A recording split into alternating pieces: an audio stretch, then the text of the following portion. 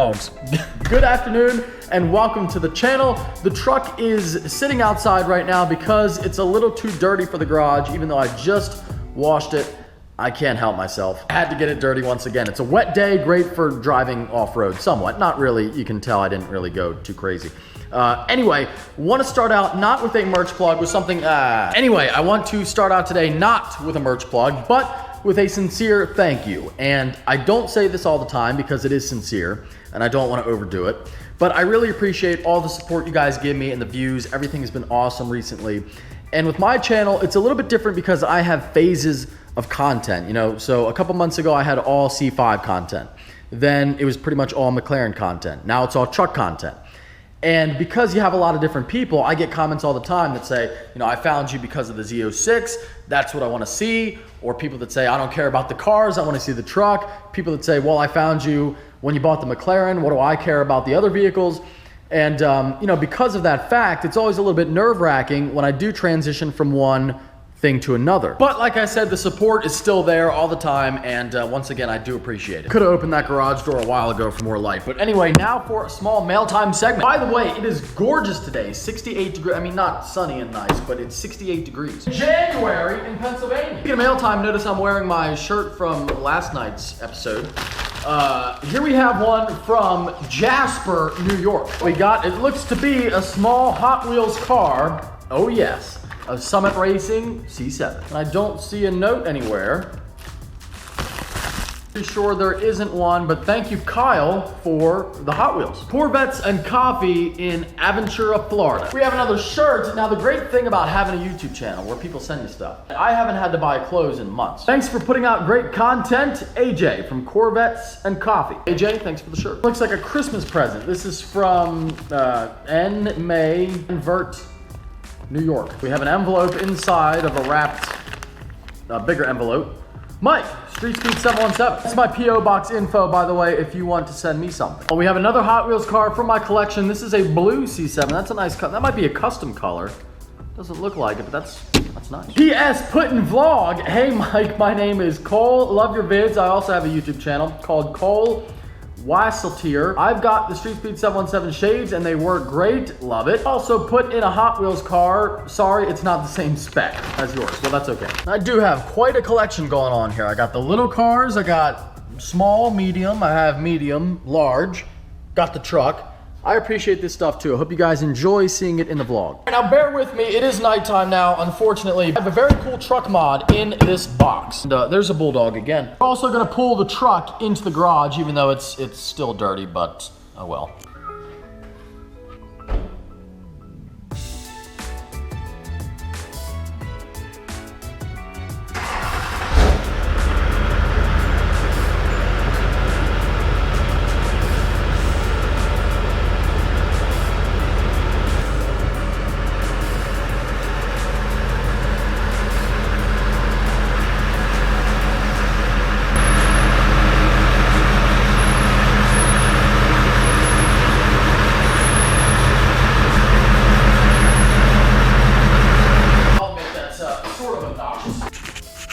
But at the same time, also kind of cool. I have mud all over the place, including on my freshly painted suspension components, which, well, that sucks. You guys can probably guess what's inside, but either way, although it's not like the craziest thing in the world, I'm pretty hype about it. I can't wait to see what it looks like on the truck.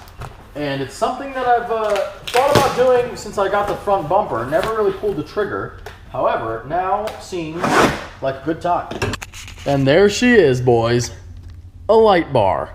Finally, a light bar for the front. I've had these mounts forever, like I said before. Now I'm gonna fucking use them. So, like with most lighting kits, you get your little wiring harness. This one has a really nice little on-off switch on it, though, with literally an on-off button. I have our little mount. These are not mounting brackets. This is an extra light. Huh. Didn't know I was getting one of those. Didn't know I was getting 2 extra lights. What the fuck? I got 2 extra lights. Look at that. Let's get this baby out. Oh, hell yeah, brother. And God said, let there be light.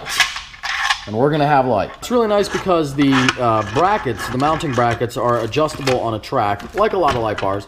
But I bought a 20-inch bar just to be safe in case they were fixed mounts, which does happen sometimes, because these are 20 inches apart. Looks like it's gonna go on great. Let's do just a little test look. Okay, I like that. I could also do things a little bit differently and mount two, like one on each side, one of these little ones. That might not look too bad either. So we have some options here, but I think I want to go with the main bar, and then this will look really cool once I get the new grill in. Now, I'll admit that I never hooked up or attempted to install a light bar before, but I have my instructions here with me, and let's be real, how hard can it be?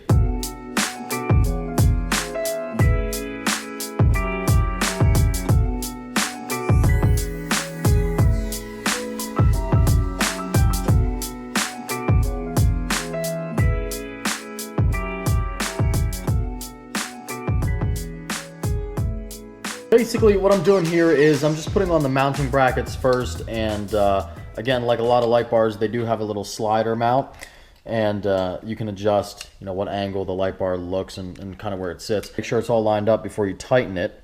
So that's just what I'm doing here, and then we will actually put the bar on the mount. Scratch that because I just ran into a little roadblock. Now, I wanted the mounts to be perfectly even on the tabs on the bull bar, but you'll notice that the mount on the bar is already maxed out as far over as it can go, and it won't go in. I don't have quite enough. You can see that one's in, that one is not. I don't have quite enough, so I'm gonna have to move these over like so, and luckily they are adjustable. I'll just have to move over each one a little bit, and that should give me enough room. Oh, hell yeah, that looks pretty good, I have to say. I am pleasantly surprised by the look of that. Now we just got to do the fun part, the wiring. And when I said the fun part, I wasn't joking. Now, I don't normally like to do wiring. I've done it before with my headlights, my HIDs, and my LED headlights. It's pretty straightforward. They do provide you a switch, so I ran that back that way. Ideally, we'd go through the firewall with it, like I did with all my other switches, to make it really clean, right through that little hole. But I'm just gonna run it through the door for now to make it easy. And it's pretty straightforward. I mean, this is your power, which is gonna go right here. And this is your ground, which is gonna go on that little bolt. You can see the way I have everything else wired. And the switch is obviously in the truck, and then the other two wires are gonna go to the light bar itself. See that I have 3 sets of wires here because I have 3 lights in my kit. I'm only using the light bar, so I only need 1 of these sets. Positive and negative to the light bar itself, power and ground to the truck, and then the switch in the cap. All right, folks, and here we go, the moment of truth. We have the switch wired up. Do you think it's gonna work? Do you think Street Speed 717 can wire his own light bar? I don't know, let's find out. Don't fail me now. Oh yeah, look at that. That looks fucking sick. Wow. Holy shit, that's bright when you stare at it. Well, there we go. We have a light bar on the front of the truck. Now let's get everything lit up. Let's light up all the pods. And actually, we'll take the truck outside so we can see it better. All right, folks, here she is. And I have my little switch wired right there. I'm sure you can't see anything and have no clue what I'm talking about, but I've got all my front LEDs on now, including my headlights. Oh, shit. Oh my God, that looks really fucking cool, I have to say. Wow. It's definitely really bright too, I can tell you that. It is really bright. Holy cow. Yeah, that looks badass. Now let me put on my little headlight pods in there.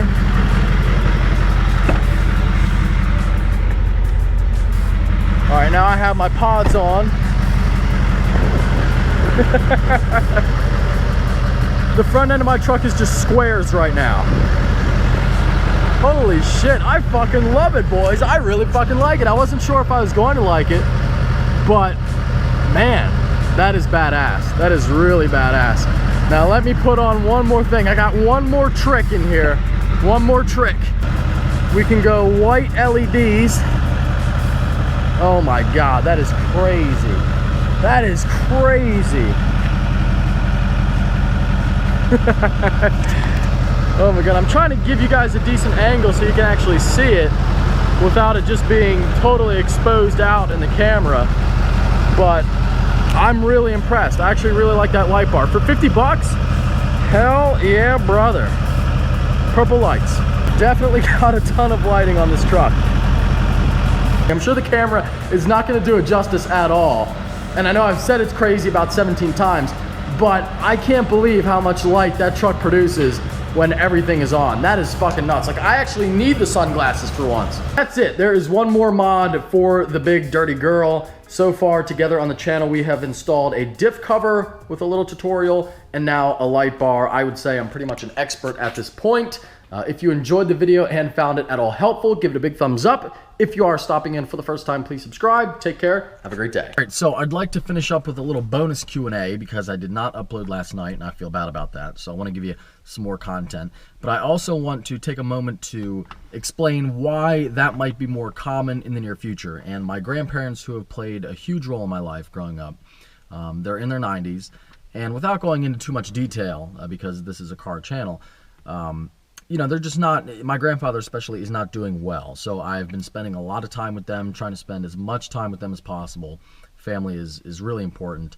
And the trips to the hospital and back, various treatment facilities and back, many of them are kind of far away. So it's definitely taking up a lot of my time. So that's why, if you notice, I think I missed like 3 uploads. And my daily uploads are never daily. Like, there's some people who make a video every single day no matter what. You know, when I say daily uploads, for me, that means like pretty much every day, but I'm going to miss a few here and there. However, I was doing a really good job. I was on like 3 weeks straight of not missing one. And recently I've had a few that I have missed. So that's why. And it might happen from time to time. You know, hopefully the situation gets better. But like I said, you know, 90-something years old, it's probably not going to get better, unfortunately. So that could happen here coming up. Anyway, starting at the top, Grant Hubbard says, will you get a Jeep? I like Jeeps, but I myself am more of a truck guy. Clayton Sams, where is the event in Florida? So I am participating in Rob Ferretti's Project Car Challenge, and I'm not sure on the exact details of where it is. The first part of the event is the Wanna Go Fast half mile, I think in Tampa. But check out Rob's videos and his Instagram and everything for more details on when and where that stuff is. I think it starts on the 20th. You can see I'm really prepared. VS1517, how much do you miss the McLaren? I miss it a lot, and I didn't think I would miss it that much just because I have other stuff to do and other cars to drive.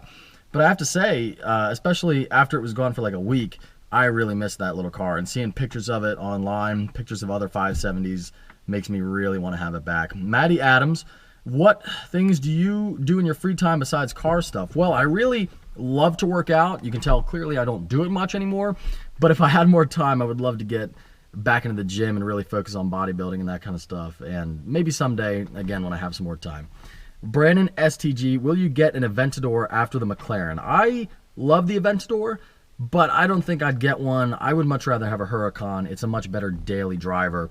And for what I do, you know, like I can really get my 570 and drive it every day, no problem. I'd take it to the store, to the gym when I do go, rarely. I'd take it wherever. And it was especially great for those trips to see my grandpa because I could always get there quick. You know, it was a great highway cruiser. The Aventador, it's wide, it's long, it's clunky, the transmission, it's not, you can't really drive that car every day. So for me, I would rather have a Huracan or like my 570, the smaller car. Now, I might step up into the bigger supercar world with a 720. I mean, that car is just fucking crazy. And if I were to step up from the 570, I think that would be my next choice. Kevin 518, will you be at Waterfest in July? I don't even know what Waterfest is. I assume it's some type of Volkswagen show, Volkswagen Audi Porsche show. And I don't usually go to those things, but now that I have a Corrado, might have to start. How much does a vehicle wrap cost? And somebody answered him and said, like $3,000, and that's pretty close. It's about $3 grand, $3,500, depending on what shop and what wrap material. A chrome wrap is going to be a lot more, and depending on what you want to do. What editing software do you use? I use GoPro Studio. D Selecki 26, thoughts on drifting versus road course. I find drifting interesting. I don't want to do it myself, but I think it's cool that you can be into drag racing, drifting, road course racing. You can be into any combination of the three or all three together, and there's lots of fun stuff you can do with cars. So I like, and watching drifting events is fun. It's Nobody Cares. Ford Raptors soon. Yep, I'm just waiting. The only reason why I'm holding off on a Raptor right now is because I'm waiting to hear about the V8 option. Really hoping that Ford pulls through on that one and they offer a 7-liter V8. Dodge this Ford boy. When the new lift kit coming for the truck should be here. They're supposed to be here on the 16th, which is in, what, 4 days. So it should be here really soon. Sebastian Ballinger, when will you do bigger turbo on the Duramax? Let that beast breathe. I think she can breathe okay, and she works great. She is able to breathe every time I want her to drive somewhere. So I'm not going to start with the engine mods for the truck. I've talked about that before. I would like to. It'd be fun. But I really like the simplicity and reliability that I have right now. Will you ever do car reviews again? I don't think I will do car reviews, at least not in the traditional sense. You know, I might take a new car out and talk about it and talk about, you know, why I like it or whatever, which is kind of a review. But for me, you know, I did reviews back in the day just because I wasn't sure what content I wanted to create. I wasn't sure what unique direction I wanted to have for my channel. So I did car reviews. They were fun, but now I have a more set direction of my content, and car reviews don't really fit into that. Kyle Tallman12, Super Bowl prediction. I have no idea. Hopefully the Steelers, that's my team. Could be, we'll find out. You know, I know that tonight the Eagles just beat the Falcons. So I'm not that big into football, though, honestly. I really don't. You know, some people are really into sports. I don't really care about sports. I watch NFL games. You know, the only ones I watch are like playoffs and the Super Bowl because it's a little bit more interesting then. But I'm not the biggest sports guy. Scon925, if one day YouTube fails, what is your fallback for a full-time job? Well, the goal is to put enough money away so that I don't have to go back to any type of regular job. You know, I don't want to do that. And I should be fine. It will be, I probably can't maintain the lifestyle I have now with buying new cars all the time and doing all that crazy stuff because, you know, right now when I buy a new car, well, that car pays for itself with content. If I no longer have content that's paying me, well, then those cars, that's just a loss. So it gets a lot more expensive that way. So the goal is to put enough money away so that I don't have to worry about working, but I always want to do something. So even if YouTube, you say if YouTube fails, you know, I don't think YouTube is ever going away as an online platform. I think it's continuing to grow. TV is just dying, but YouTube is really playing a dangerous game with their creators and everything where they are favoring TV, they're artificially pushing trending results for channels that aren't really trending. I saw videos on trending the other day. I was just talking about this with Parker. And there's videos on the YouTube trending page with like 17,000 views in 12 hours. And I can think of just car channels, which YouTube has never really favored.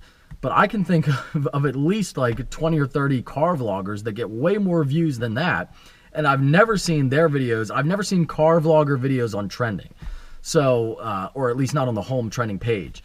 So YouTube, and especially with the whole adpocalypse thing and how they're definitely favoring TV and like they're just playing TV shows or snippets of TV shows on YouTube, and YouTube seems to be playing right into that. They're playing a dangerous game, and it may happen one day where you know, YouTube creators aren't going to get paid enough to do what they do, and people will get pissed off and stop making content, and then YouTube will be really screwed. So if I was YouTube, I'd be very careful. I don't think YouTube is going to fail, but if it fails for the normal people like us, like not, because we're not TV people, you know, anybody can be, we're all the same. Anybody can get on YouTube and make a video and become wildly successful or not even, it doesn't, you don't have to have 1 million subscribers, even though that's great when people do. But if YouTube's just going to be like, oh, well, the only people who are going to be paid and be successful on our side are celebrities or people from TV, well, that's bullshit, and nobody's going to like that. The reason why YouTube is great is because it's not fucking the cancer that is television. That's why YouTube is great, because it's regular people, and we enjoy it, and we want it to stay that way. When did you realize you wanted to start a YouTube channel? I watched a lot of Subaru WRX fan back in the day, who is now Matt Moran Motoring. And he has always been, I've talked about this a few times, but he was always my main inspiration for starting a channel. And obviously, you know, our channels have gone in totally separate directions as far as content goes. But that's why, one of the reasons why I did reviews back in the day, because he did them. I loved the fun it looked like he was having with the cars. And I was like, man, I'd like to do that. And when he got a Mustang and made these weekly updates of like, okay, here, I bought a new Mustang. Do you want to know what it's like to own one? I'm going to give you an update every week. And I was thinking about getting a Corvette at the time, wasn't sure about a C6, a C7, wasn't sure what I could afford.